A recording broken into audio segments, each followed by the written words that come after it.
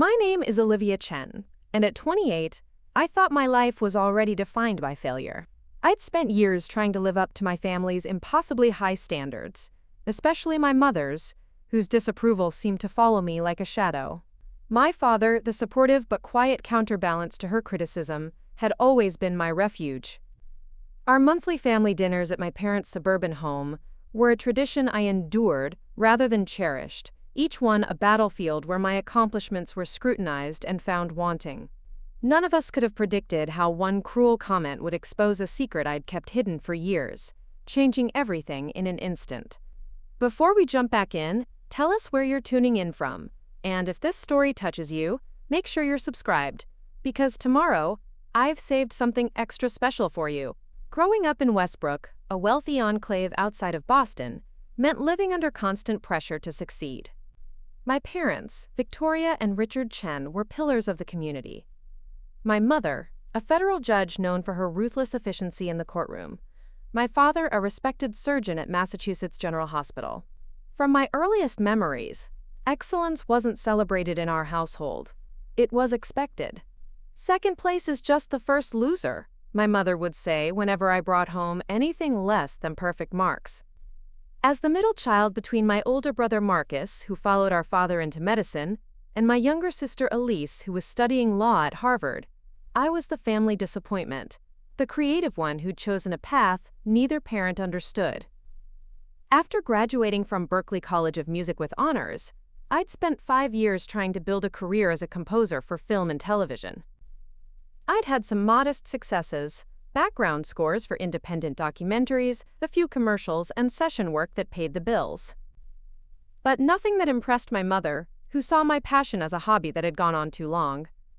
"When are you going to get a real job?" became her standard greeting at our family gatherings. "Your cousin Jennifer just made partner at her law firm, and she's 2 years younger than you." The comparisons were relentless, each one a paper cut to my already fragile self-confidence. What my family didn't know, what I'd kept carefully hidden from them, was that 6 months ago I'd been recruited by the Department of Homeland Security for a specialized cultural liaison position. My musical background, fluency in 3 languages. Mandarin from my parents, plus French and Spanish I'd studied for my international music courses, and clean background, had made me an ideal candidate for a role that required both creative thinking and absolute discretion. I couldn't tell them what I actually did. My cover story was that I was still freelancing, still struggling. The secrecy was partly for security reasons. My work involved coordinating with foreign dignitaries and analyzing cultural communications for potential threats. But if I'm being honest, there was another reason I kept it hidden. For the first time in my life, I was doing something important, something meaningful, and I wanted to succeed or fail on my own terms, without my mother's judgment clouding the experience. My direct supervisor, Agent Diana Kowalski, had become both mentor and friend during my intensive training. "You've got natural talent for this work," she'd told me, after I'd identified a subtle cultural threat in communications that senior analysts had missed. "Your background gives you perspectives others don't have." Her confidence in me was something I'd never experienced from my own mother. The day of the fateful dinner arrived on a crisp October evening. I'd spent the morning in a high-security briefing with the Secretary of State's advance team, helping prepare for an upcoming diplomatic summit. By afternoon, I was back in my modest apartment, changing from my professional attire into something more casual for family dinner, still nice enough to avoid my mother's criticism about my appearance. I arrived at my parents' colonial-style home at precisely 6:45 p.m. 15 minutes early was on time in Victoria Chen's world. On time was late. As I pulled my 4-year-old Toyota into the circular driveway, I noticed unfamiliar black SUVs parked alongside my father's Mercedes and my brother's Tesla. Government vehicles, unmarked but unmistakable to someone who now worked around them daily. My stomach tightened. Had something happened? Was this related to my work? Before I could speculate further, the front door swung open, and my mother appeared, immaculate as always, in a tailored navy dress, her silver-streaked black hair pulled into a perfect chignon. "You're here," she said, her tone suggesting this was both unexpected and inconvenient. No hello, no hug. Everyone's already inside. Everyone, it turned out, included more than just family.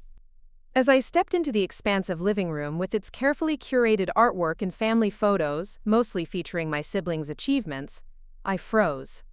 Seated on the cream-colored sofa, making polite conversation with my father, were Diana Kowalski and James Mercer, the assistant director of my division.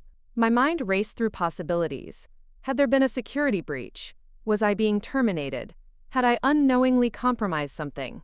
Diana caught my eye and gave a slight nod, her expression revealing nothing.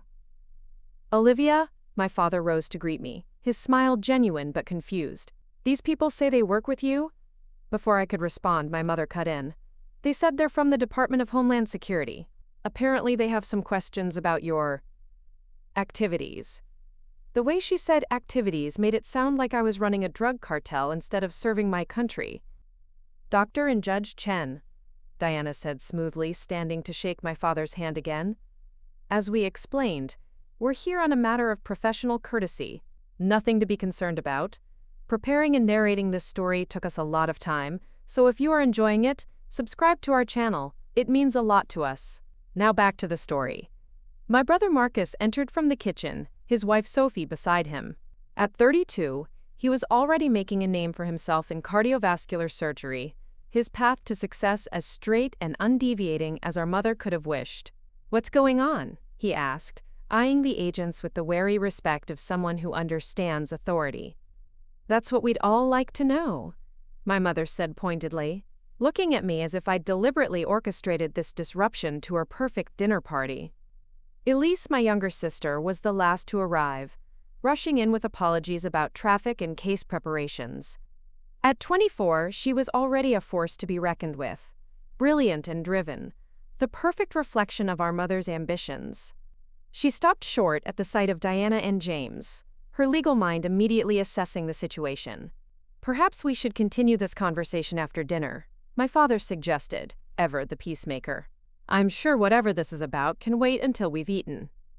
James Mercer, tall and imposing in his perfectly pressed suit, nodded agreeably. "Of course, Doctor. We don't want to impose on your family time." My mother's tight smile didn't reach her eyes as she directed everyone to the dining room, where the table was set with the Wedgwood china reserved for important guests. I found myself seated between Diana and Elise, directly across from my mother, whose gaze kept returning to me with undisguised suspicion.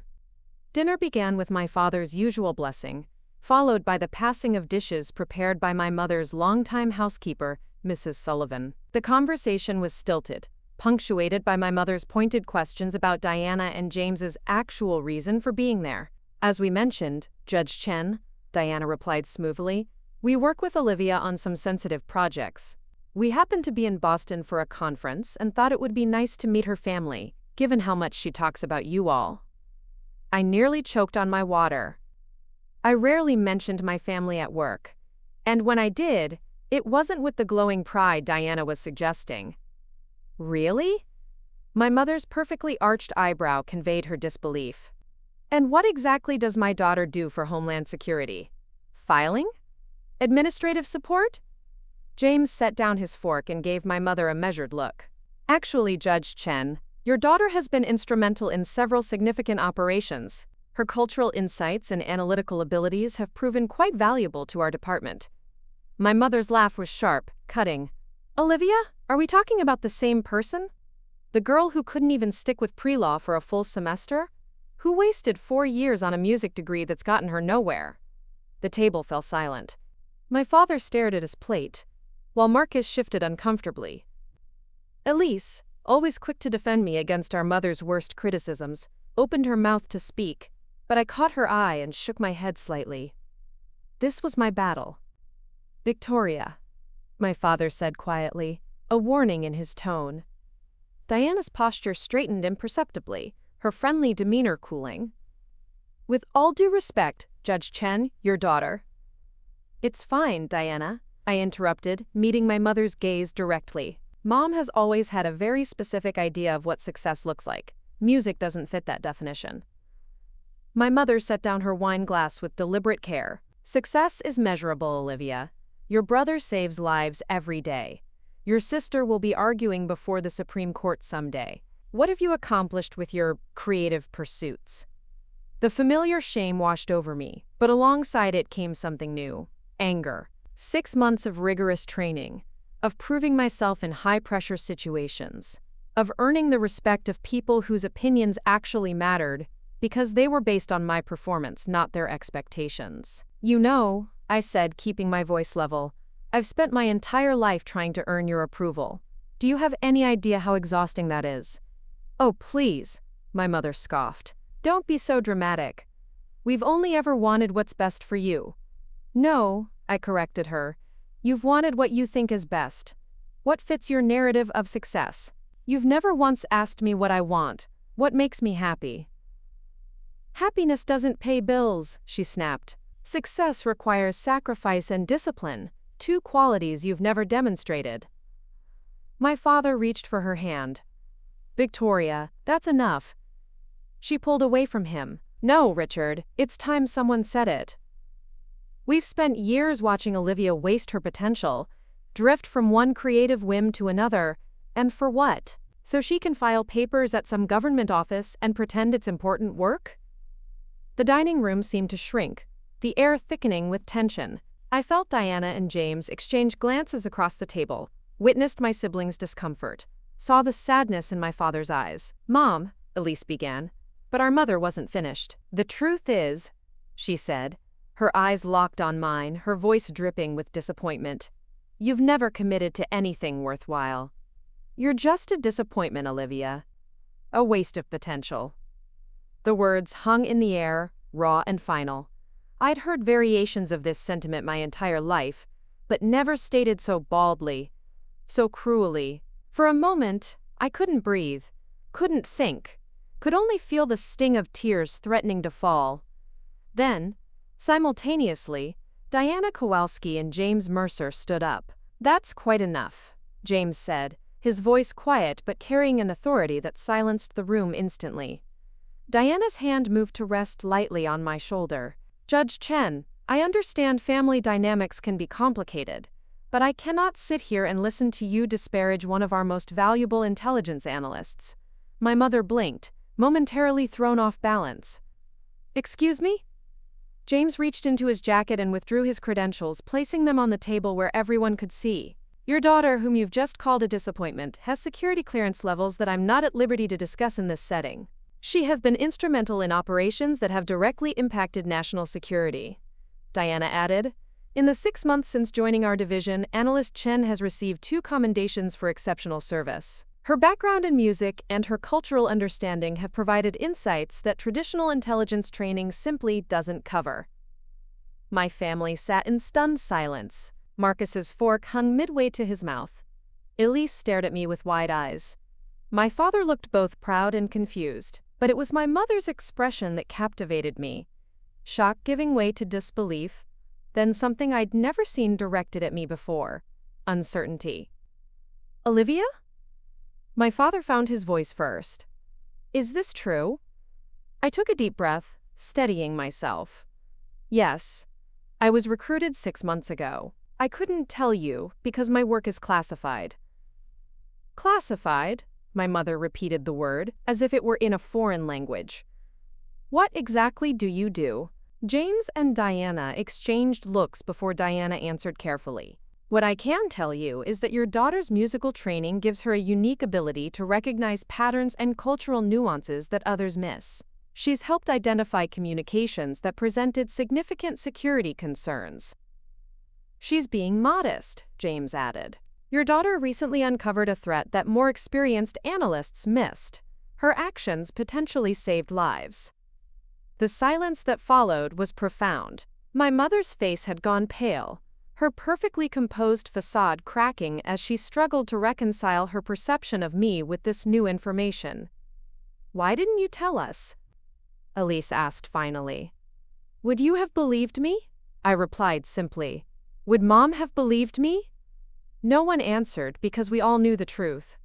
In my family's narrative, I was the underachiever, the dreamer, the one who couldn't commit. That story was comfortable for everyone. It gave my siblings the freedom to succeed without competition from me, gave my father someone to protect, gave my mother someone to criticize. My success threatened the family dynamic in ways I was only beginning to understand. "We should go," Diana said, sensing the heavy emotional currents in the room. "Judge Chen, Dr. Chen, thank you for dinner. Olivia, we'll see you at the office on Monday." As they prepared to leave, James paused beside my chair. "Take the weekend to process this," he said quietly. "Sometimes family needs time to adjust their perspectives." After Diana and James left, the dining room remained silent. My mother stared at her plate, her food untouched. My father looked at me with new eyes, pride mingled with confusion. Marcus and Elise exchanged glances, their worldview shifting as they reassessed their middle sibling. "Why keep it secret?" my mother finally asked, her voice unusually subdued. "Why let us think you were still struggling?" The question surprised me, not its content, but the absence of accusation in her tone. For the first time in my memory, she seemed genuinely interested in understanding my reasoning. "At first, it was because I couldn't tell anyone," I explained. "The security clearance process is intense, and I wasn't allowed to discuss my new position. But then..." I paused, searching for the right words. Then I realized I liked having something that was just mine. Something I could succeed or fail at without anyone's expectations but my own. My father reached across the table and took my hand. "I'm proud of you, Livy," he said, using the childhood nickname I hadn't heard in years. I always have been. My mother remained silent, her expression unreadable. Then, unexpectedly, she stood up. "I need some air," she said, her voice tight, and walked out to the back patio. After a moment of uncomfortable silence, my father sighed. "Give her time. This is a lot to process." "For all of us," Marcus added, looking at me with new respect. "Secret Agent Chen." Who would have thought? Not quite James Bond, I smiled weakly. More like analytical support. "Still," Elise said, "it sounds important.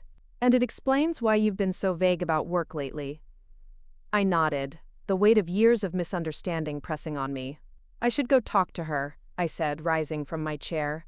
My father touched my arm. "Be gentle with her, Livy. Your mother's pride can make it hard for her to admit when she's wrong." I found my mother standing alone on the stone patio, staring out at the carefully landscaped garden. The October air was chilly, but she didn't seem to notice. As I approached, I saw something I'd never witnessed before. Victoria Chen, federal judge, pillar of strength and conviction, was crying. "Mom?" I said softly. She quickly wiped her eyes, her back stiffening at my voice. "I needed some fresh air." I stood beside her, both of us looking out at the garden rather than at each other. The distance between us felt both familiar and strange, as if the foundations of our relationship had shifted, leaving us unsure of where we stood. "I'm sorry I couldn't tell you," I said finally, "about my work." She nodded slightly, still not looking at me. "I understand security clearances. I've signed enough warrants for national security cases to know how it works." Another silence stretched between us, filled with unspoken words and years of misunderstanding. Then, to my surprise, my mother spoke again, her voice softer than I'd ever heard it. "When you were born," she said, "I was in the middle of a career-defining case. I went back to work 2 weeks after your delivery, leaving you with a nanny, while I fought to become the first Asian American woman to make partner at my firm." I listened, surprised by this glimpse into a part of her life she rarely discussed. "Everything I've done," she continued, "every sacrifice, every late night, every missed school play, was to build a path for you and your siblings. To make sure you wouldn't face the barriers I did. I know that, Mom." She turned to face me then, her eyes red-rimmed but her gaze direct. "No, you don't. Because I never told you. I never explained that my pushing you was because I saw so much potential in you. More than in Marcus or Elise, if I'm being honest." I stared at her, unable to process this revelation. "What?" "Your brother and sister," she said with a small, sad smile. "They're like me and your father. Logical, methodical, good at following established paths. But you've always seen the world differently. made connections others miss. I pushed you the hardest because I believed you could achieve the most. My throat tightened with emotion. Then why constantly compare me to them? Why make me feel like I was failing because I chose music instead of law or medicine? She looked away again. Because I was afraid. I understood the paths Marcus and Elise chose. I could guide them, protect them. But your path, I didn't know how to help you succeed there. So I tried to pull you back to something I understood. The admission cost her visibly, each word extracted painfully from years of carefully maintained control. All these years, I said quietly, I thought you were disappointed in me because I wasn't like them. I was disappointed in myself, she corrected, for not knowing how to support you, so I kept pushing you toward paths I understood, hoping something would click. And when nothing did, I convinced myself you were just drifting, uncommitted. She paused. I never imagined your creativity would lead you to something like this. We stood side by side, the night air growing colder around us, the weight of years of misunderstanding gradually lifting between us. Those people, she said finally, your colleagues. They respect you. It wasn't a question, but I answered anyway. Yes. They value what I bring to the team. She nodded slowly. I said terrible things at dinner. Things no mother should say to her child. You did, I agreed, not softening the truth. Years of therapy had taught me that healing couldn't begin with denial. I'm not good at apologies, Olivia. I almost smiled. I've noticed. A small laugh escaped her, surprising us both. Then, in a move so unexpected I nearly stepped back, my mother turned and embraced me. Her arms were stiff, the hug awkward and unpracticed, but it was perhaps the most genuine gesture she'd ever made toward me. I'm proud of you, she whispered, the words muffled against my hair. I should have said that more often. As we pulled apart, both emotional and slightly uncomfortable with the unusual display of affection, the sliding glass door opened, and my father stepped onto the patio. Everything okay out here? He asked, his eyes moving between us with concern. My mother straightened, composing herself with visible effort. Yes, we were just clearing the air. My father looked at me, a question in his eyes. I nodded slightly and he relaxed. Good. Because there's tiramisu inside, and Mrs. Sullivan will be offended if we don't eat it. As we walked back toward the house, my mother paused, touching my arm lightly. Olivia, she said, her voice low enough that only I could hear. I want to know about your work. As much as you can tell me. I want to understand what you do. The simple request, so contrary to years of dismissal, felt like the first crack in a wall that had separated us my entire life. I'd like that, I said honestly. That night, as we gathered around the table for dessert, the conversation flowed more naturally than it had in years. My siblings asked careful questions about my work, respecting the boundaries of classification, but genuinely interested in understanding this new dimension of their middle sibling. My father beamed with quiet pride, occasionally squeezing my hand or patting my shoulder as he passed. And my mother, Richard Chen, federal judge and perpetual critic, listened. Really listened, perhaps for the first time, as I explained what I could about my analytical process.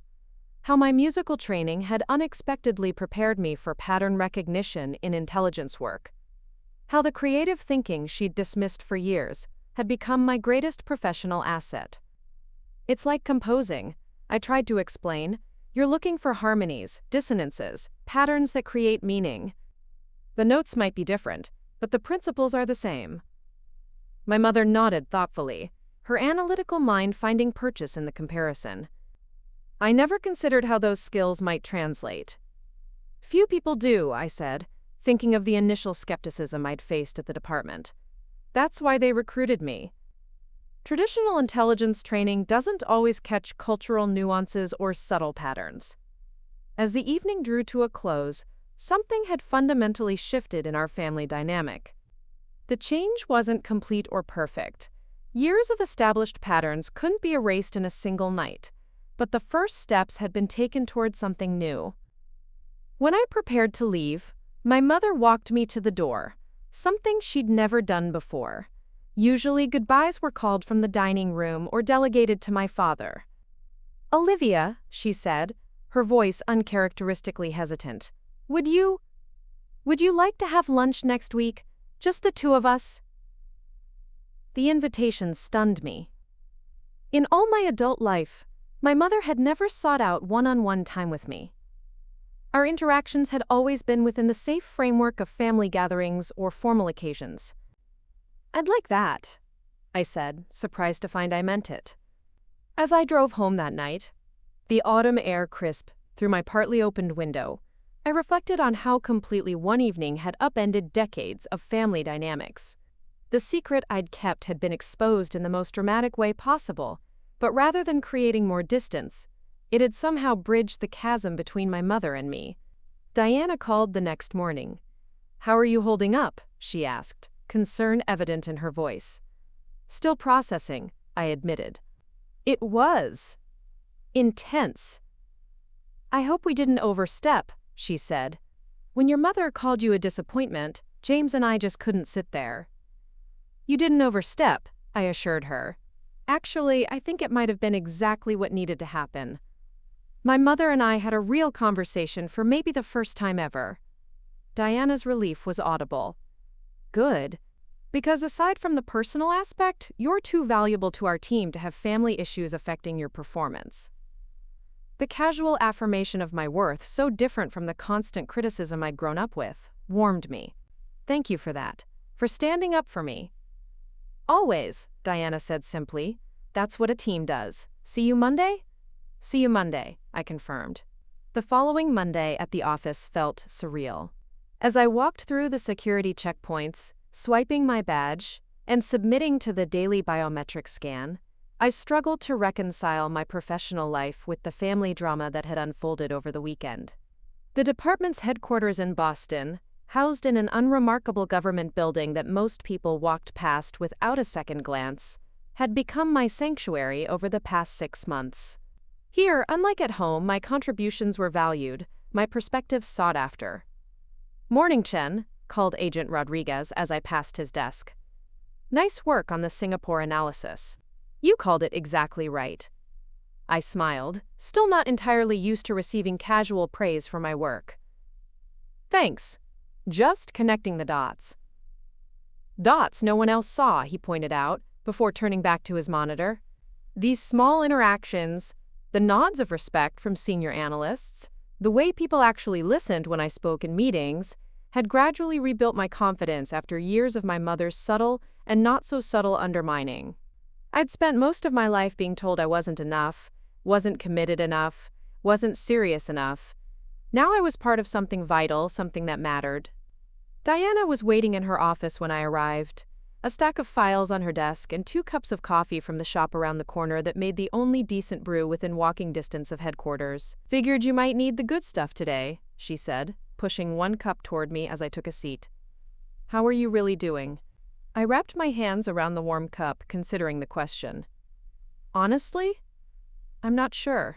It's like everything I thought I knew about my family dynamic has been turned upside down." Diana nodded, her expression sympathetic but professional. At 42, she'd been with the department for nearly 2 decades, rising through the ranks through a combination of sharp intelligence and genuine leadership. She never asked personal questions out of mere curiosity. If she was asking, it was because she needed to assess how it might affect our work. "Your mother called the office this morning," she said, watching my reaction carefully. I nearly choked on my coffee. "She did what?" "Apparently, Judge Chen has connections at the Department of Justice, who provided our direct line. She wanted to verify our identities and your employment." A knot formed in my stomach. "Please tell me you didn't." "Of course not," Diana assured me. "I confirmed that we are who we said we are, that you do work for us in a classified capacity, and that's it. No details about your position or responsibilities." Relief washed over me, followed immediately by a fresh wave of frustration. That's so typical. She couldn't just take my word for it. "She's a judge, Olivia. Verification is probably second nature." I sighed, knowing Diana was right. Did she say anything else? A small smile played at the corners of Diana's mouth. She said to tell you she's looking forward to lunch on Wednesday. The lunch with my mother. In the chaos of the weekend, I'd half convinced myself I'd imagined that invitation. Right. That's still happening, apparently. You don't have to go if you don't want to, Diana reminded me.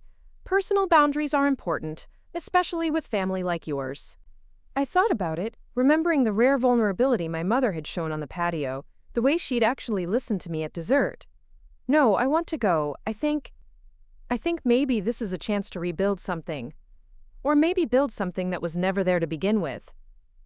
Diana nodded, satisfied with my answer. Good. Just remember, you're not that insecure girl anymore, Olivia. You're Agent Chen here. Carry that confidence with you when you meet her. Agent Chen, I repeated, still not entirely used to the title. Sometimes I still feel like I'm playing dress-up, you know? Like eventually someone's gonna realize I don't belong here. Imposter syndrome, Diana said matter-of-factly. We all have it, especially women in intelligence work. But trust me, you've more than proven your place here. She slid a file across the desk to me, changing the subject with practiced efficiency. Now, I need your eyes on this. Cultural attaché from the Ukrainian embassy, scheduled to meet with several tech companies in the area. Something feels off about his itinerary. Grateful for the return to professional territory, I opened the file and began scanning the documents, looking for the patterns and inconsistencies that my musical training had uniquely prepared me to recognize. The rest of Monday and Tuesday passed in a blur of analytical work, intelligence briefings, and preparation for an upcoming operation. The familiar rhythm of the office provided a welcome distraction from thoughts of my upcoming lunch with my mother. By Wednesday morning, however, the anxiety had returned full force. I stood before my closet, paralyzed by indecision. What does one wear to a potential reconciliation lunch with a mother who's criticized your appearance your entire life? My work wardrobe had evolved over the past 6 months. Business casual with a touch of creative flair, professional enough for government work, but with subtle elements that expressed my personality. But meeting my mother always triggered the instinct to retreat into the conservative styles she approved of. No, I said aloud to my empty apartment, not this time. I deliberately selected an outfit that represented my authentic self, tailored black pants, a jewel-toned silk blouse and a shade of teal my mother had once called impractical, and my favorite ankle boots. Professional but distinctly me. I completed the look with the small pearl earrings my father had given me for my college graduation. A small nod to family tradition that felt appropriate. The restaurant my mother had chosen was precisely what I would have expected. An upscale French bistro downtown, elegant without being ostentatious, frequented by the city's legal and business elite. I arrived exactly 5 minutes early, not early enough to seem overeager, not late enough to trigger her disapproval. Victoria Chen was already seated, of course. I spotted her immediately, her perfect posture and immaculate appearance drawing the eye even in a room full of Boston's professional class. She was dressed in one of her courtroom suits, navy with subtle pinstripes, her hair arranged in its usual flawless chignon. Power dressing was my mother's armor, and the fact that she'd worn it to lunch with her daughter spoke volumes about her discomfort. Olivia, she said as I approached, half rising in an awkward gesture that wasn't quite a greeting but acknowledged my arrival. You look nice. From my mother, this qualified as effusive praise. Thanks, Mom. You too. An uncomfortable silence descended as I took my seat across from her. The waiter appeared almost immediately. A welcome interruption as we ordered drinks. Sparkling water for my mother, who never drank alcohol at lunch, and iced tea for me. So, my mother said after the waiter departed, straightening her already perfectly aligned silverware. How is work? The hesitation before the word work was subtle but revealing. For years she'd used that word with barely disguised contempt when referring to my musical career. Now she was struggling to reframe her understanding of what my work actually entailed. It's good, I replied carefully, mindful of what I could and couldn't discuss. Busy, engaging. She nodded, clearly unsatisfied with this vague response but understanding the constraints. And your colleagues? The ones who came to dinner? They seem competent. I nearly smiled at the typical Victoria Chen assessment. In her world, competent was high praise indeed. They are. Diana, Agent Kowalski, has been with the department for almost 20 years. She's brilliant, one of the best in her field. And Director Mercer is well respected throughout the intelligence community. I thought about it, remembering the rare vulnerability my mother had shown on the patio, the way she'd actually listened to me at dessert. No, I want to go. I think maybe this is a chance to rebuild something. Or maybe build something that was never there to begin with. Diana nodded, satisfied with my answer. Good. Just remember, you're not that insecure girl anymore, Olivia. You're Agent Chen here. Carry that confidence with you when you meet her. Agent Chen, I repeated, still not entirely used to the title. Sometimes I still feel like I'm playing dress-up, you know? Like eventually someone's gonna realize I don't belong here. Imposter syndrome, Diana said matter-of-factly. We all have it, especially women in intelligence work. But trust me, you've more than proven your place here. She slid a file across the desk to me, changing the subject with practiced efficiency. Now, I need your eyes on this. Cultural attaché from the Ukrainian embassy, scheduled to meet with several tech companies in the area. Something feels off about his itinerary. Grateful for the return to professional territory, I opened the file and began scanning the documents, looking for the patterns and inconsistencies that my musical training had uniquely prepared me to recognize. The rest of Monday and Tuesday passed in a blur of analytical work, intelligence briefings, and preparation for an upcoming operation. The familiar rhythm of the office provided a welcome distraction from thoughts of my upcoming lunch with my mother. By Wednesday morning, however, the anxiety had returned full force. I stood before my closet, paralyzed by indecision. What does one wear to a potential reconciliation lunch with a mother who's criticized your appearance your entire life? My work wardrobe had evolved over the past 6 months. Business casual with a touch of creative flair, professional enough for government work, but with subtle elements that expressed my personality. But meeting my mother always triggered the instinct to retreat into the conservative styles she approved of.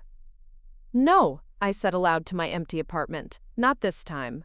I deliberately selected an outfit that represented my authentic self, tailored black pants, a jewel-toned silk blouse and a shade of teal my mother had once called impractical, and my favorite ankle boots. Professional but distinctly me. I completed the look with the small pearl earrings my father had given me for my college graduation. A small nod to family tradition that felt appropriate. The restaurant my mother had chosen was precisely what I would have expected. An upscale French bistro downtown, elegant without being ostentatious, frequented by the city's legal and business elite. I arrived exactly 5 minutes early, not early enough to seem overeager, not late enough to trigger her disapproval. Victoria Chen was already seated, of course. I spotted her immediately, her perfect posture and immaculate appearance drawing the eye even in a room full of Boston's professional class. She was dressed in one of her courtroom suits, navy with subtle pinstripes, her hair arranged in its usual flawless chignon. Power dressing was my mother's armor, and the fact that she'd worn it to lunch with her daughter spoke volumes about her discomfort. Olivia, she said as I approached, half rising in an awkward gesture that wasn't quite a greeting but acknowledged my arrival. You look nice. From my mother, this qualified as effusive praise. Thanks, Mom. You too. An uncomfortable silence descended as I took my seat across from her. The waiter appeared almost immediately. A welcome interruption as we ordered drinks. Sparkling water for my mother, who never drank alcohol at lunch, and iced tea for me. So, my mother said after the waiter departed, straightening her already perfectly aligned silverware. How is work? The hesitation before the word work was subtle but revealing. For years she'd used that word with barely disguised contempt when referring to my musical career. Now she was struggling to reframe her understanding of what my work actually entailed. It's good, I replied carefully, mindful of what I could and couldn't discuss. Busy, engaging. She nodded, clearly unsatisfied with this vague response but understanding the constraints. And your colleagues? The ones who came to dinner? They seem competent. I nearly smiled at the typical Victoria Chen assessment. In her world, competent was high praise indeed. They are.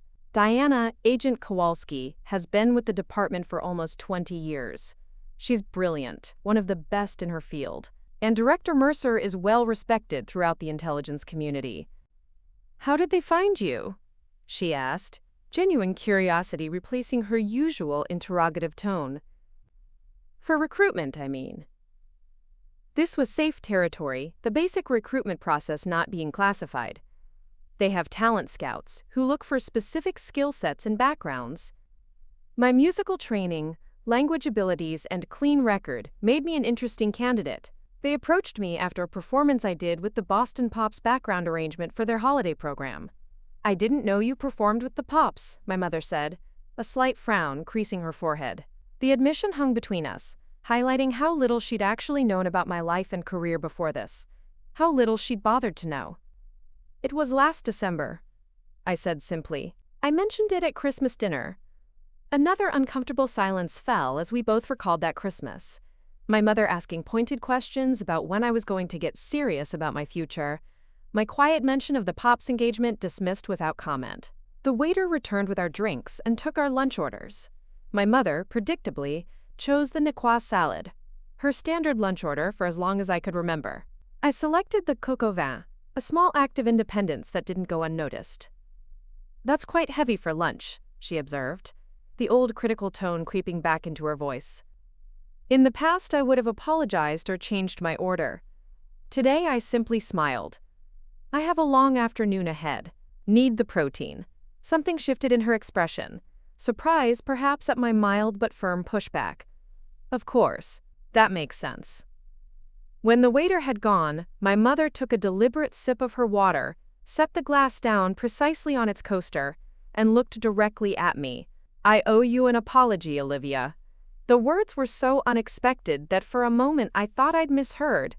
Victoria Chen did not apologize. She justified, rationalized, occasionally reframed, but never apologized.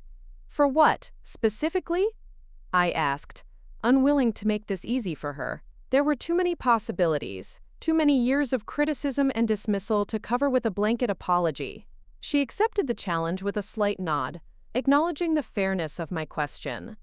"For failing to see you, the real you, not the daughter I thought you should be.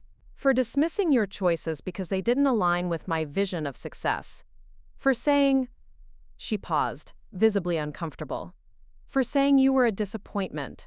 You have never been that, Olivia. The failure was mine, not yours." I sat perfectly still, afraid that any movement might break this unprecedented moment of vulnerability from the woman who had shaped so much of my self-perception. My throat tightened with emotion I refused to show. Years of practice hiding my feelings from my mother's judgment serving me well now.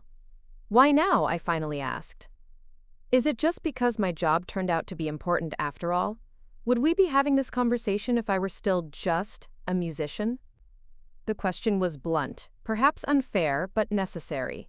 I needed to understand if this was a genuine shift in how she saw me, or merely an adjustment to new information about my social and professional status. My mother didn't answer immediately. She folded her napkin with precise movements, buying time to formulate her response. When she looked up, there was an unfamiliar uncertainty in her eyes. "That's a fair question, and I've been asking myself the same thing since Friday night," she admitted. "The truth is, your colleagues standing up for you, seeing you through someone else's eyes, forced me to confront how I've treated you. But it wasn't just learning about your job, Olivia. It was seeing that you've built a life completely separate from us, from my influence. That you've succeeded without my guidance or approval." She paused as the waiter returned with our meals, waiting until he'd departed before continuing. "I've always defined success in very specific terms: prestige, financial security, social standing. I measured your brother and sister against those metrics and found them satisfactory. I measured you the same way and found you lacking." She frowned, dissatisfied with her own word choice. "Or so I thought. But the truth is, you were operating by a completely different definition of success, one I never bothered to understand." I pushed my food around my plate, digesting her words more than the meal before me. "I understand. I'm not asking for instant forgiveness, Olivia. Just A chance to know the daughter I've missed by being so focused on who I thought you should be. The request was reasonable, more reasonable than I'd ever expected from Victoria Chen, who typically operated in absolutes. I think I can work with that, I said cautiously. Good, she said, some of her usual briskness returning. Now tell me what you can about this job of yours. Nothing classified, of course. I understand security protocols. But I want to understand how your background prepared you for this work. The rest of lunch passed in a strange new territory of cautious openness. I explained how my ability to recognize patterns in music translated to recognizing patterns in communications and behavior. How my understanding of cultural context through world music studies helped me identify subtleties in diplomatic exchanges that others missed. She listened with genuine interest, asking intelligent questions that demonstrated her quick grasp of concepts outside her usual sphere. As we finished our meal and waited for the check, my mother straightened her already impeccable posture and regarded me with an expression I couldn't quite read. "I'd like to invite you to dinner next week," she said formally. "Just you, not the whole family. Your father will be at a medical conference, and I thought—" She hesitated, uncharacteristically uncertain. I thought it might be nice to continue our conversation in a more private setting. The invitation surprised me. My mother was a public person by nature, more comfortable in restaurants and formal settings than the intimacy of home, without the buffer of the entire family present. "I'd like that," I said, meaning it. "My schedule can be unpredictable, but I'll make it work." She nodded, pleased. "Good. Wednesday again?" "I'll cook." This was even more surprising. Victoria Chen rarely cooked, delegating that task to housekeepers and caterers for as long as I could remember. The offer represented a level of personal effort I couldn't recall her making for me before. "You'll cook?" I couldn't keep the astonishment from my voice. A hint of a smile touched her lips. "I still remember how. I used to cook quite a lot before my career took off. Your grandmother taught me." She hesitated again, then added, "I thought I might make her dumplings." "They were always your favorite as a child." The mention of my grandmother's dumplings, a special treat from my early childhood before my mother's judicial appointment, had catapulted her into a world of catered dinner parties and charity galas, caused an unexpected tightness in my throat. "I'd love that," I managed to say. As we parted outside the restaurant, my mother did something she hadn't done in years. She initiated a hug. It was still somewhat stiff, unpracticed, but it was genuine. "I'm proud of you, Olivia," she said quietly. I should have said that long before now. The words I'd spent a lifetime longing to hear, finally spoken in broad daylight on a Boston sidewalk. I returned the hug briefly before we separated, both slightly embarrassed by the public display of emotion. "See you Wednesday," I said, already turning toward my office. "Wednesday," she confirmed with a nod, before heading in the opposite direction toward the courthouse. As I walked back to headquarters, I felt lighter somehow, as if a weight I'd carried for so long I'd forgotten it was there had been partially lifted. Nothing was magically fixed. Decades of complicated family dynamics couldn't be resolved in a single lunch, but something had shifted, creating space for a new kind of relationship to potentially grow. Diana looked up from her computer as I returned to the office. "How'd it go?" she asked, her tone casual but her eyes sharp, assessing my emotional state. "Surprisingly well," I admitted. She actually apologized. Victoria Chen, federal judge, admitted she was wrong. "Pretty sure that violates some law of physics." Diana smiled. "People can surprise you, especially when they're forced to reevaluate long-held assumptions." She looked up my music reviews online, I said, still slightly stunned by this revelation. She quoted the New York Times critic verbatim. "Sounds like someone's doing her homework," Diana observed. "Good for her." Before I could respond, Diana's phone rang. Her expression changed as she listened to the caller, all traces of our casual conversation vanishing beneath her professional mask. "Understood. We'll be right there." She hung up and fixed me with a serious look. "That cultural attaché we've been monitoring, his schedule just changed. He's requested a private tour of MIT's quantum computing lab for tomorrow morning." We need to move. Just like that, I was back in my professional world, where my skills were valued and my contributions mattered. As we hurried to the briefing room, I realized that, for the first time, I didn't feel like I was leading a double life. The person who had lunch with Richard Chen and the intelligence analyst rushing to a security briefing were the same person, Olivia Chen, finding her way forward on her own terms. The next 72 hours were a whirlwind of intelligence gathering, analysis, and coordination with other agencies. The Ukrainian cultural attaché, Dmitry Volkov, had abruptly modified his schedule to include facilities we'd flagged as potential security concerns. His particular interest in MIT's quantum computing research raised immediate red flags within our department. "What are we looking at here?" Director Mercer asked, standing at the head of the conference room table. The digital display behind him showed Volkov's official photo alongside his diplomatic credentials and travel history. Diana pulled up a timeline on her tablet, projecting it onto the main screen. Volkov arrived in Boston last Thursday for what was supposed to be a cultural exchange program, arranging art exhibitions, academic partnerships, that sort of thing. Standard diplomatic soft power initiatives. But he's not just a cultural attaché, I added, pulling up my own analysis. His educational background includes advanced degrees in computer science and quantum physics from Moscow State University. Before joining the diplomatic corps, he worked for 3 years at a research institute with known ties to Russian intelligence. Director Mercer nodded thoughtfully. So not exactly the typical background for someone arranging art exhibitions. Exactly, Diana confirmed. His original itinerary included meetings with museum curators, university arts departments, local cultural organizations, all consistent with his official role. Then yesterday, he suddenly requested these additions.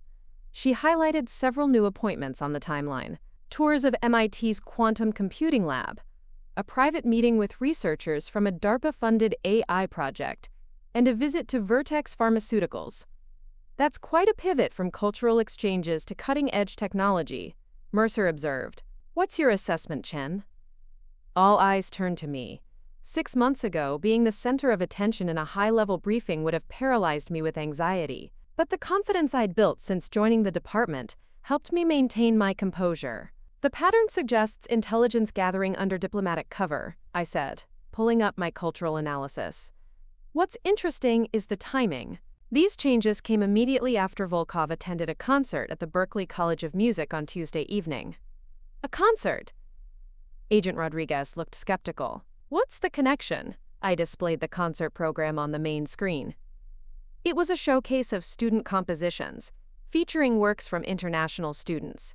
3 of the performers were from countries with historic tensions with Ukraine. The program included traditional folk melodies that, in context, could be interpreted as politically charged. You think it was a meeting? Diana asked, following my reasoning. Not necessarily a formal meeting, I clarified, but possibly a signal. The musical selections, the seating arrangement. Volkov requested a specific seat that gave him clear sightlines to the eastern exit, where 2 men were stationed throughout the performance. Neither of them appears in any of the photographs from the reception, which is unusual since there was a photographer documenting everyone who attended. Director Mercer studied the analysis with growing interest. This is why we brought you on board, Chen. No traditional analyst would have caught this. The praise sent a warm flush of pride through me, so different from the constant striving for approval I'd experienced with my mother. Here, my unique perspective wasn't just tolerated, it was actively valued. What's our next move? Diana asked, bringing the focus back to operational planning. We need surveillance on Volkov's MIT visit tomorrow, Mercer decided, but it has to be subtle. We can't risk a diplomatic incident without concrete evidence of espionage. Diana nodded. I suggest Chen and I position as visiting researchers. MIT's campus is busy enough that 2 more faces won't stand out, and we'll have a better chance of catching any cultural or musical cues that might be significant. Approved, Mercer said without hesitation. Rodriguez, coordinate with campus security. I want a technical team ready to review any data Volkov might access. Johnson, liaison with State Department. Keep this quiet, but make sure we're covered if this escalates. The room burst into coordinated activity, each agent moving with purpose toward their assigned tasks. As Diana and I headed to the equipment room to prepare for tomorrow's operation, she gave me an approving nod. Nice catch on the concert angle. Most people would have dismissed it as irrelevant. Music is never irrelevant, I replied with a small smile. It's one of humanity's oldest forms of communication for a reason. The next morning found Diana and I on MIT's campus, dressed in business casual attire that helped us blend with the researchers and graduate students hurrying between buildings. We'd been provided with convincing visitor badges and a cover story about evaluating interdepartmental collaboration methods. Target approaching from the east entrance, Diana murmured into her discreet communication device. Chen, take position by the quantum computing display. I'll circle around to monitor from the other side. I moved casually toward the glass-enclosed exhibit that showcased MIT's achievements in quantum computing research. Pretending to study the technical displays, I positioned myself where I could observe Volkov's arrival without being obvious. The Ukrainian attaché entered precisely on schedule, accompanied by his official State Department liaison and 2 MIT faculty members. He was tall and distinguished-looking, with silver-streaked dark hair and an impeccable charcoal suit. Nothing in his demeanor suggested anything other than professional diplomatic interest. "Fascinating work you're doing here," I heard him say to one of the professors, his English perfect with just a trace of Slavic accent. "How does your approach differ from the one being developed at Cambridge?" As the professor launched into a technical explanation, I observed Volkov carefully. His questions were knowledgeable and specific, but not outside what someone with his educational background might reasonably ask. What caught my attention was his body language. The way he consistently positioned himself to maintain sight lines to the main entrance, the slight tension in his shoulders that suggested hyper-awareness of his surroundings. "He's good," Diana whispered as she casually walked past me, pretending to examine another exhibit. "But he's definitely scanning the room." "Professional training." I nodded slightly, continuing my observation. The tour proceeded to a restricted area where active research was conducted. Diana and I couldn't follow without raising suspicion, but the technical team had placed additional surveillance in the lab area, with MIT's cooperation. "Let's relocate to the atrium," Diana suggested. "We can monitor the exit from there." We positioned ourselves in the busy central atrium, where students gathered between classes at small tables with laptops and coffee. The perfect surveillance position, public enough to be unremarkable, with clear sightlines to all main exits.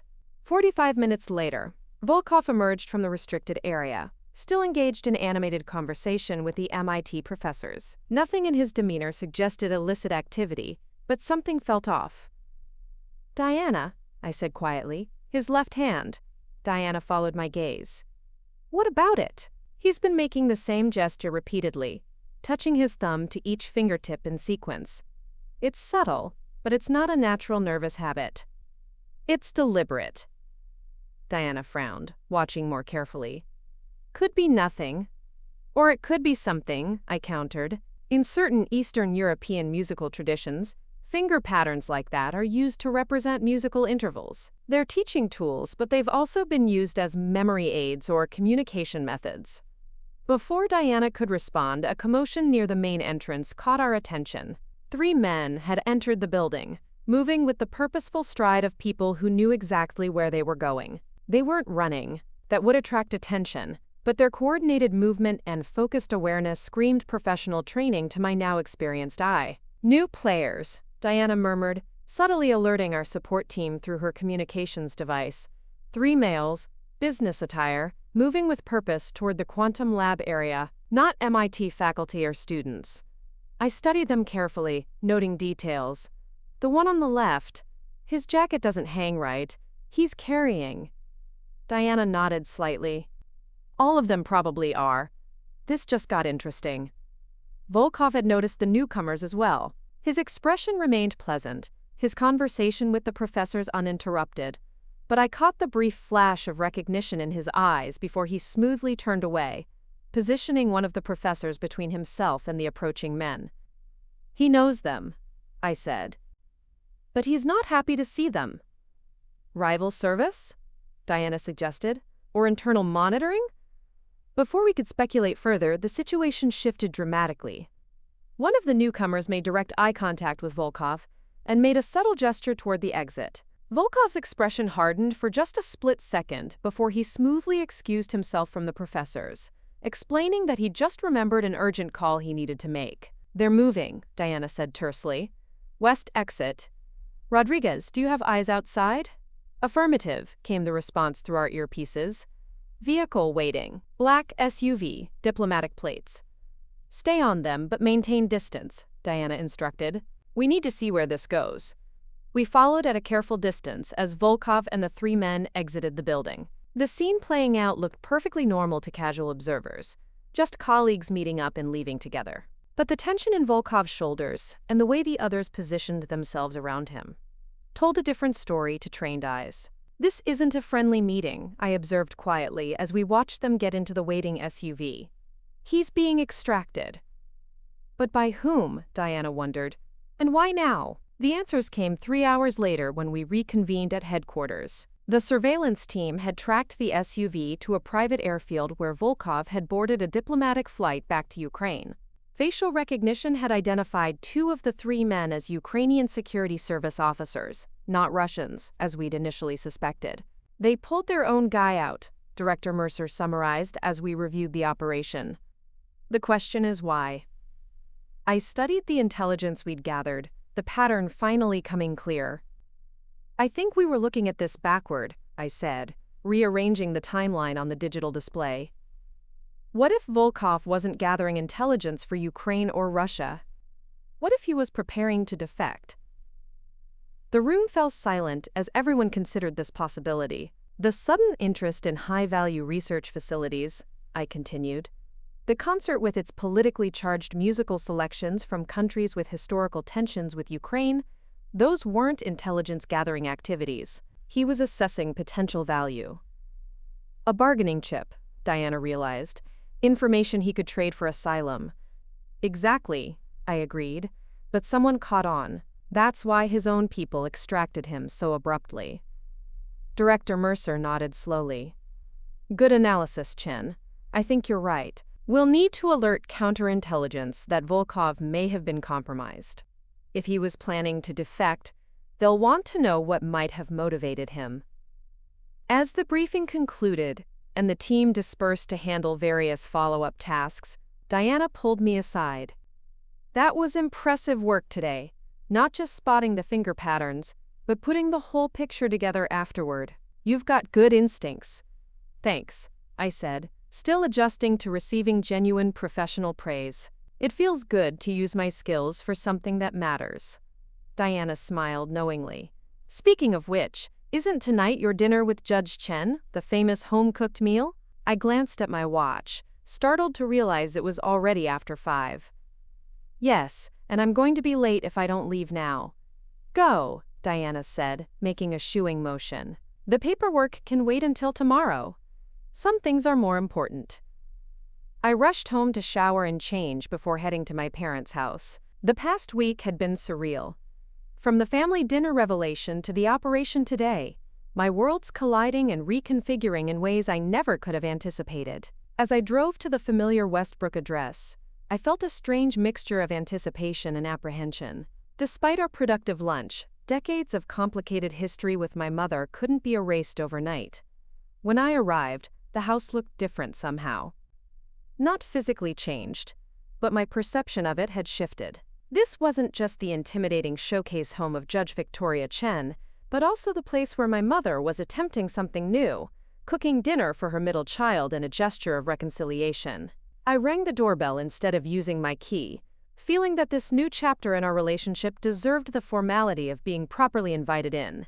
To my surprise, my mother answered the door herself, without the usual delegation to my father or the housekeeper. "Olivia," she said, her expression softening slightly. "Come in."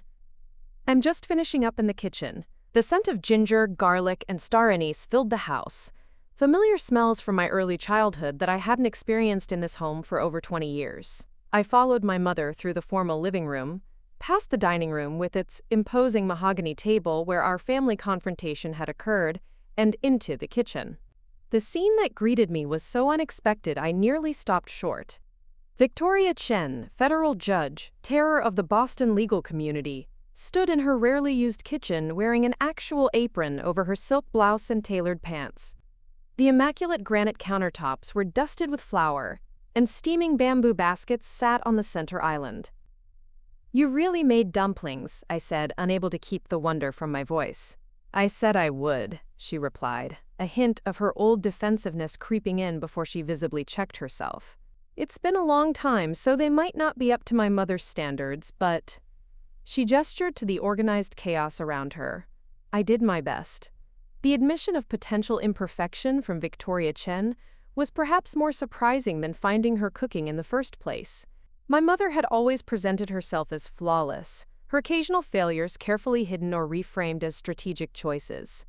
"It smells amazing," I said honestly. "Can I help with anything?"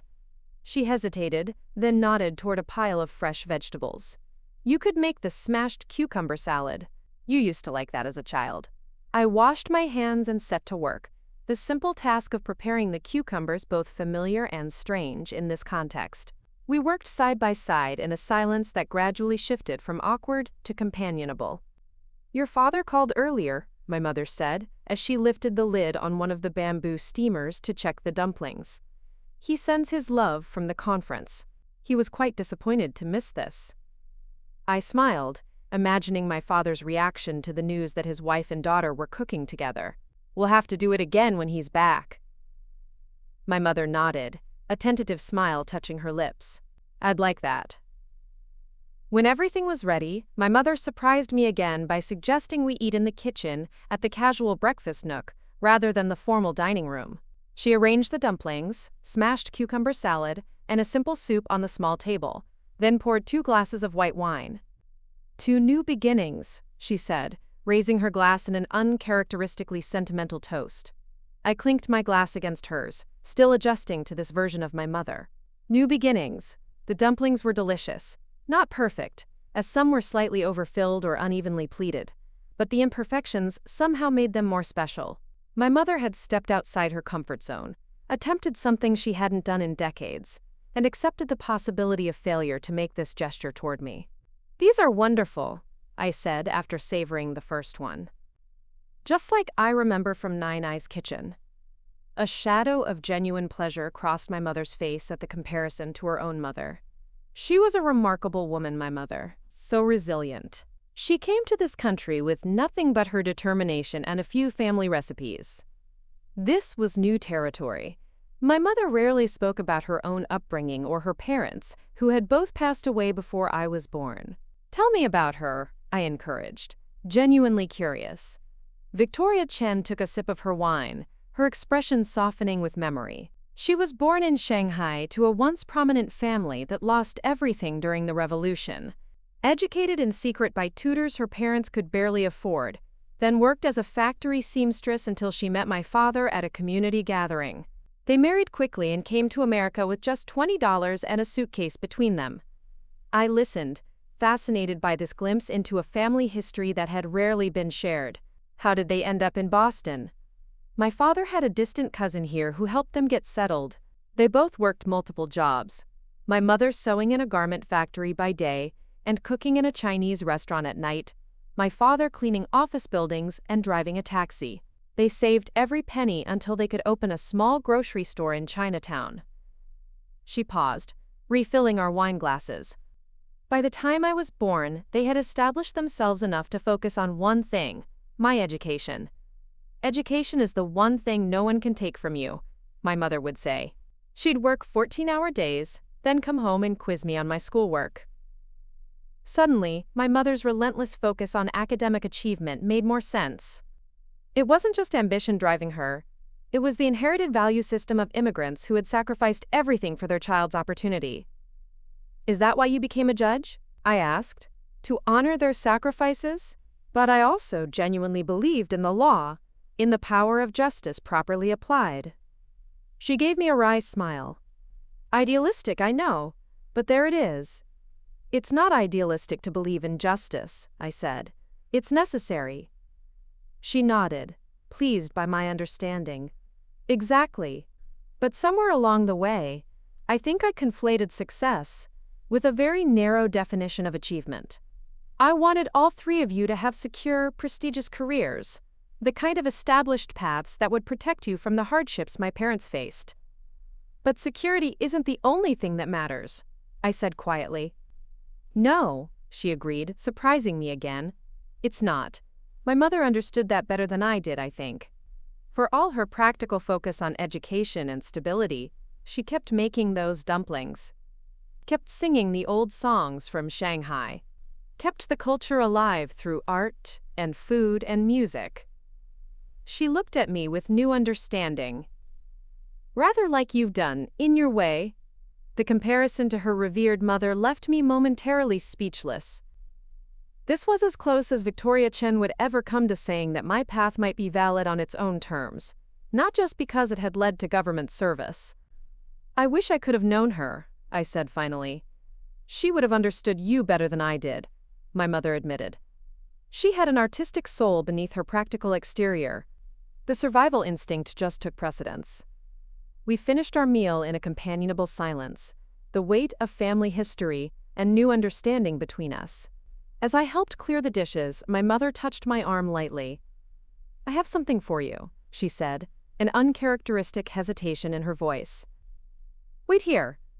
She disappeared upstairs, returning moments later with a small wooden box, intricately carved with phoenix and dragon motifs. This was my mother's, she explained, setting it carefully on the counter between us. She brought it from Shanghai. It was one of the few things she managed to take when they fled. I looked at the box, afraid to touch something so clearly precious. It's beautiful. Open it, my mother encouraged. Inside, nestled on faded red silk, was a jade pendant on a delicate gold chain.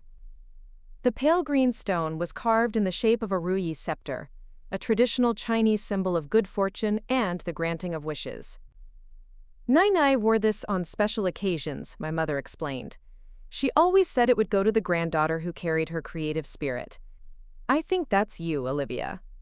I carefully lifted the pendant, deeply moved by both the gift and what it represented, my mother's acknowledgement of my place in the family legacy. I don't know what to say. You don't have to say anything, she replied. Just know that I'm trying to see you clearly now. It may take time for me to fully understand your choices, but I am trying. I fastened the necklace around my neck, feeling the cool weight of the jade against my skin. A physical connection to a grandmother I'd never met, but whose creative spirit had somehow reached through generations to shape my path. Thank you, I said simply, the words encompassing more than just gratitude for the gift. My mother nodded, understanding the broader meaning. Now, she said, her practical nature reasserting itself, tell me what you can about your work this week. You mentioned a Ukrainian diplomat at lunch? I smiled at the familiar directness, appreciating it now as a core aspect of who my mother was rather than a criticism of who I was. As we settled in the living room with fresh cups of tea, I shared the non-classified details of the Volkov operation, finding unexpected satisfaction in my mother's intelligent questions and genuine interest. For the first time in my adult life, I felt like my mother and I were meeting as equals, two professional women with different but equally valuable skills and perspectives. The path to this moment had been long and often painful, but sitting here in the warm light of understanding, I realized some journeys can only be appreciated in retrospect. The jade pendant rested against my skin, a reminder that sometimes the most important family legacies aren't the ones most visible on the surface, but the quiet undercurrents of creativity and resilience that flow through generations, waiting to be recognized. 3 months after the fateful family dinner, I stood in the gleaming lobby of the Kennedy Center in Washington, D.C., the jade pendant from my grandmother warm against my skin beneath my formal attire. Around me, men in tuxedos and women in evening gowns moved in elegant patterns, champagne flutes in hand, their conversations creating a symphony of murmurs beneath the soaring ceiling. Agent Chen, a familiar voice called, and I turned to see Director Mercer approaching, resplendent in his formal uniform adorned with medals and ribbons. Or should I say, Composer Chen tonight? I smiled, still adjusting to the surreal convergence of my two worlds. Either works, sir, though tonight does feel more surreal than any undercover operation I've run. Understandably so, he agreed, his usually stern expression softened by genuine pride. It's not every day one of our analysts has their composition performed at the Kennedy Center. That was putting it mildly. When the National Symphony Orchestra had contacted me 3 months ago about commissioning a piece for their American Innovations series, I'd initially thought it was a prank. The invitation had come just 2 weeks after the Volkov operation, when I was still adjusting to the new dynamic with my mother. The timing had seemed too perfect, too much like the universe offering validation just when I needed it most. But it had been real. The symphony wanted a piece that captured the intersection of tradition and innovation, inspired by my unique background bridging cultural intelligence and musical composition. They'd heard my work on a critically acclaimed documentary series about immigrant communities in America, and wanted that same sensitivity brought to a larger orchestral piece. "Are your parents here yet?" Director Mercer asked, scanning the crowd. "They should be arriving any minute," I replied, checking my watch. "Along with my siblings. It's the first time they've all come to see me perform professionally." He nodded, understanding the significance. "Well, I'll leave you to greet them. Diana and I will be in the VIP section with the deputy director. He's quite impressed with your work, both musical and analytical." As Director Mercer moved away to greet other dignitaries, I spotted my family entering the grand lobby. My father led the way, distinguished in his tuxedo, his face alight with paternal pride. Beside him walked my mother, elegant in a deep burgundy gown, her silver-streaked hair arranged in an intricate updo, adorned with a vintage jade hairpin that matched my pendant. Behind them came Marcus with his new girlfriend, a pediatric oncologist he'd met at the hospital, and Elise with her fiancé, a public interest attorney whose passion for justice had finally won my mother's approval. But the most surprising addition to our family group was my grandmother's younger sister, Great Aunt May, who had flown in from San Francisco for the performance. At 84, she moved slowly with a carved wooden cane, but her eyes were sharp and missing nothing, her mind as keen as ever. Since receiving my grandmother's jade pendant, I'd reached out to her, hungry to know more about the creative legacy my mother had only recently acknowledged. Our conversations had opened a new dimension of family history I'd never known existed. "Olivia!" my father called, spotting me first and quickening his pace. He embraced me warmly, whispering, "So proud of you, Livy," before stepping back to let the others greet me. My mother approached next, her usual reserve tempered by genuine excitement. Over the past 3 months, our relationship had continued its cautious evolution. Weekly lunches had become a tradition, sometimes just the two of us, sometimes including my father or siblings. We'd developed a new language for communicating, finding common ground in unexpected places. Her legal analysis and my intelligence work shared methodologies, despite their different applications. "You look beautiful," she said, embracing me with more natural ease than she'd shown 3 months ago. "And I see you're wearing Nai's pendant." "It seemed appropriate," I replied, touching the jade through my dress, "since she inspired part of the composition." My mother's eyes widened slightly. "She did?" "You'll hear it in the second movement," I promised. Aunt May helped me incorporate some of the folk melodies Nai used to sing. Great Aunt May stepped forward then, her weathered hand reaching for mine. "Your grandmother would be so proud, niece," she said in Mandarin. She always said music was the true language of the ancestors. After greeting Marcus and Elise and their partners, I glanced at my watch. I should go backstage soon. The conductor wanted to speak with me before the performance. "We'll find our seats," my father assured me. "Break a leg, sweetheart." As my family moved toward the auditorium, my mother lingered behind. "Olivia," she said, her voice uncharacteristically hesitant, "I want you to know that regardless of how tonight goes, though I'm sure it will be magnificent, I am proud of you. Not just for this achievement, but for who you are." "Thank you, Mom," I said simply, knowing she would understand the depth of meaning in those 3 words. She nodded, squeezed my hand briefly, and followed the others, her burgundy gown sweeping elegantly across the marble floor. Backstage, I found Maestro Rivera reviewing the score one last time. At 62, Adela Rivera was a legend in the classical music world, known for her bold programming and fierce advocacy for underrepresented composers. Her decision to commission my piece had raised eyebrows in traditional classical circles. I was young, relatively unknown outside film scoring, and my formal composition training had been supplemented with self-study rather than the traditional conservatory path. "Ah, Olivia," she greeted me warmly in her slight Argentine accent. "How are you feeling? Nervous?" "Terrified," I admitted with a laugh. "But in a good way." She closed the score and fixed me with her penetrating gaze. "Your piece is remarkable. Trust in that. The orchestra feels it too. They've connected with the music in a way that doesn't always happen with new compositions." Her words calmed my racing heart somewhat. "Thank you for taking a chance on me." "It wasn't chance," she corrected firmly. "It was recognition. Your voice is unique. You bring something to the classical tradition that it desperately needs. Cultural fluency, emotional intelligence, and technical skill without academic rigidity." She smiled. "Now go take your seat. The composer's box is ready for you." As I made my way to the special box reserved for featured composers, I reflected on Maestra Rivera's words. Cultural fluency and emotional intelligence. The very skills that had made me valuable to the department were also what distinguished my musical voice. The parallel wasn't lost on me.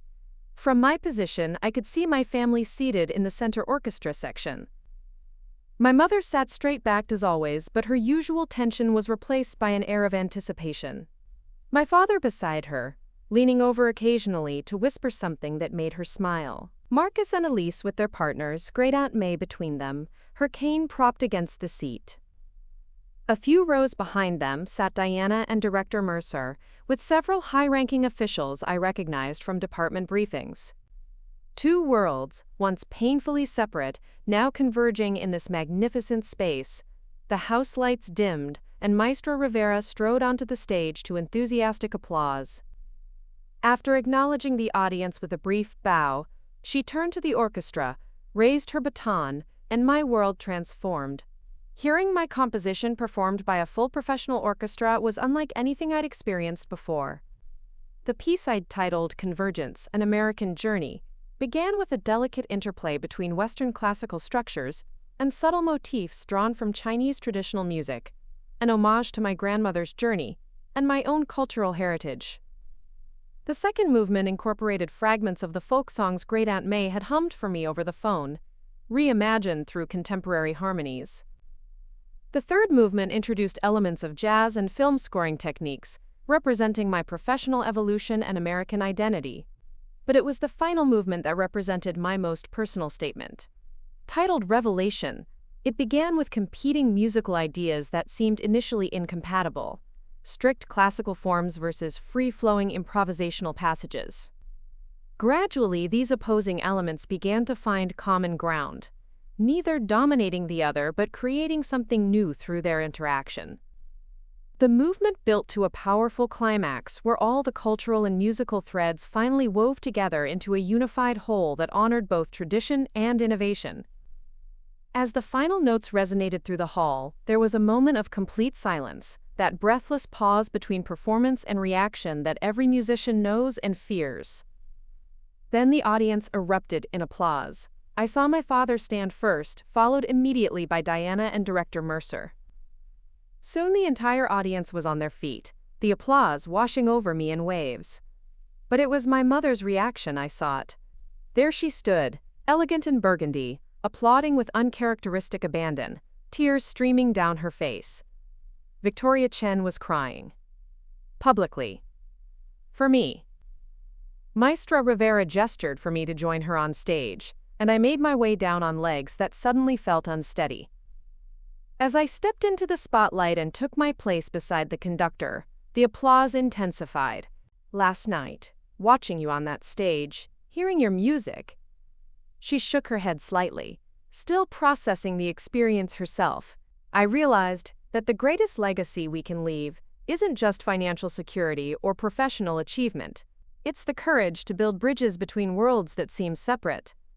She touched the jade hairpin in her perfectly arranged hair, a mirror to the pendant I wore. My mother understood that. She carried Shanghai in her heart while building a new life in America. She never saw it as choosing one world over another, but as creating something new from both. Her eyes met mine directly. You've done the same thing, Olivia, with your music, with your intelligence work. You've found harmony where others see only discord. The insight surprised me, not just for its accuracy, but for the depth of understanding it revealed. My mother had been listening, really listening, not just to my music, but to what it represented. The foundation would be substantial, she continued, returning to practical matters more comfortable for her. Your father and I have discussed an initial endowment of $5 million, with provisions in our estate planning for significantly more. $5 million, I echoed, stunned by the figure. We've been fortunate in our careers, she said simply, and unlike some of our peers, we've always lived below our means.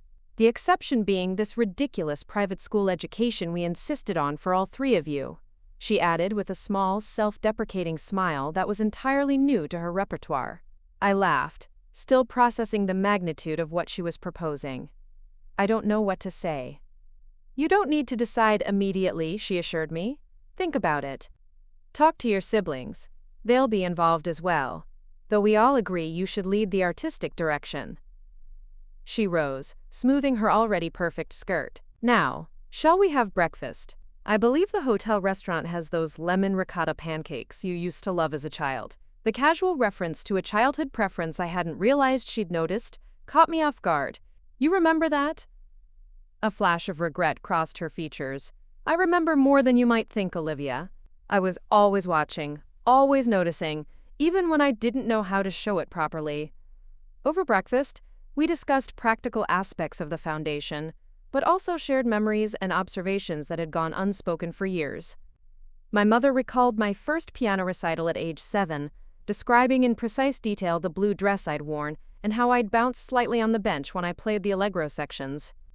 I shared how I'd admired her courtroom confidence when she'd taken me to watch her argue a case during a school career day, how it had shaped my understanding of female authority even as I'd chosen a different path.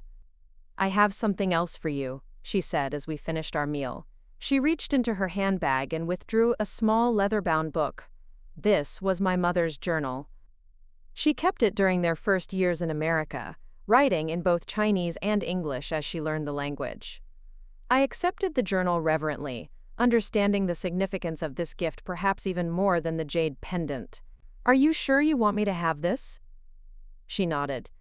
I've kept it for years but never fully appreciated what it represented. I think you will. She hesitated, then added, there are several passages about music, songs she remembered from childhood, melodies that brought her comfort in a strange new land. I thought they might inspire your next composition. The thoughtfulness of the gift, so aligned with my interests, so respectful of my path, moved me deeply. Thank you. I'll treasure it. As we parted in the hotel lobby, my mother embraced me with a natural warmth that would have been unimaginable 4 months ago. Safe travels. Let me know when you land. I will, I promised, still marveling at this new chapter in our relationship. Back in Boston, life resumed its dual rhythm, classified intelligence work by day, musical composition by night. The success of Convergence had opened new doors professionally, with commissions and inquiries coming in steadily. Diana and Director Mercer had been true to their word about the security clearance upgrade, giving me access to more significant operations and greater analytical responsibility. But the most profound change wasn't in either of my professional worlds. It was in my sense of self. The constant, exhausting effort to compartmentalize my life had eased. I was no longer Olivia the disappointing daughter, versus Olivia the valued intelligence analyst versus Olivia the composer. I was simply Olivia Chen, all aspects integrated into a coherent whole. 6 months after the Kennedy Center performance, I stood in the newly renovated space that would house the Chen Family Foundation. The downtown Boston location placed it strategically between the financial district, the theater district, and Chinatown, a physical manifestation of the bridge building mission at its core. My mother moved through the space with her usual efficiency, discussing lighting fixtures with the contractor while simultaneously reviewing legal documents on her tablet. My father examined the plans for the small medical clinic that would occupy the ground floor, providing free care to artists without health insurance. Marcus and Elise had taken on specific aspects of the foundation that aligned with their skills. He developing a health and wellness program for participating artists, she creating legal advocacy services for immigrant creators, navigating copyright and contract issues. And I was finalizing the details for our inaugural class of Chen Fellows, 10 brilliantly talented artists from immigrant backgrounds whose work crossed cultural boundaries in innovative ways. The selection process had been illuminating, not just for the extraordinary talent we'd discovered, but for the conversations it had sparked within our family about art, culture, identity, and purpose. Great-Aunt May had insisted on being involved despite her age, reviewing applications from her San Francisco home and offering insights into cultural contexts that even I sometimes missed. Her participation had created yet another bridge, connecting my mother more deeply to her Chinese heritage through their shared project. As I watched my family working together, each contributing their unique strengths toward a common purpose, I reflected on the extraordinary journey of the past 9 months. From that devastating moment when my mother had called me a disappointment to this, a family united in creating opportunity for others, a legacy that honored both tradition and innovation. Diana often reminded me that intelligence work was ultimately about understanding patterns, seeing connections others missed, and finding meaning in seemingly disparate elements. Music required the same skills, recognizing how separate notes could form harmonies, how tension and resolution created emotional narratives, how different instrumental voices could maintain their distinct qualities while contributing to a greater whole. And families, I was learning, operated by similar principles. Each member had their own distinct voice, their own melody to contribute. The challenge wasn't forcing everyone to play the same notes, but finding how our different parts could create something beautiful together. My jade pendant caught the light as I moved toward the large windows overlooking the city. Behind me, I heard my mother's voice, still authoritative, but now tempered with a new patience, explaining a legal concept to the foundation's newly hired administrative director. My father's warm laugh followed, then Elise's incisive question about a contract detail. Outside, Boston spread before me, the historic buildings alongside modern skyscrapers, the public gardens against urban streets, the diverse neighborhoods each with their unique character yet forming one coherent city. Like the composition I'd created, like the family we were becoming, like the person I now knew myself to be, distinct elements finding harmony without sacrificing their essential nature. I touched the jade pendant, thinking of my grandmother, whom I'd never met but whose creative spirit had somehow reached across generations to find me. "We're building bridges, Nai," I whispered, "just like you did." Behind me, I heard my mother's footsteps approaching. "Olivia," she said, her voice warm with an emotion that still sometimes seemed new and fragile between us. "The board wants to review the inaugural concert program. Would you walk them through your vision?" I turned from the window, meeting her eyes directly. "I'd be happy to." As we walked together toward the conference room, mother and daughter moving in tandem, I realized that the most important bridge I'd helped build wasn't visible in any concert hall or foundation headquarters. It was the understanding that had grown between us, the recognition that different paths could lead to equally meaningful destinations, that success had many definitions, and that family, at its best, provided not constraints but foundations from which to soar. "You know," my mother said softly as we paused outside the conference room door, "when those Secret Service agents stood up at dinner that night, I thought my world was ending. I couldn't have imagined it was actually beginning." I smiled, hearing in her words an echo of my own journey. Sometimes the moments that seem to break us open are actually setting us free. She nodded, her hand briefly touching the jade pin in her hair, a gesture connecting her to her mother, to me, to the legacy we were all part of. Then, with the decisive movement that had always characterized Victoria Chen, she opened the door to the future we were building together. Up next, you've got 2 more standout stories right on your screen. If this one hit the mark, you won't want to pass these up. Just click and check them out. And don't forget to subscribe and turn on the notification bell so you don't miss any upload from us.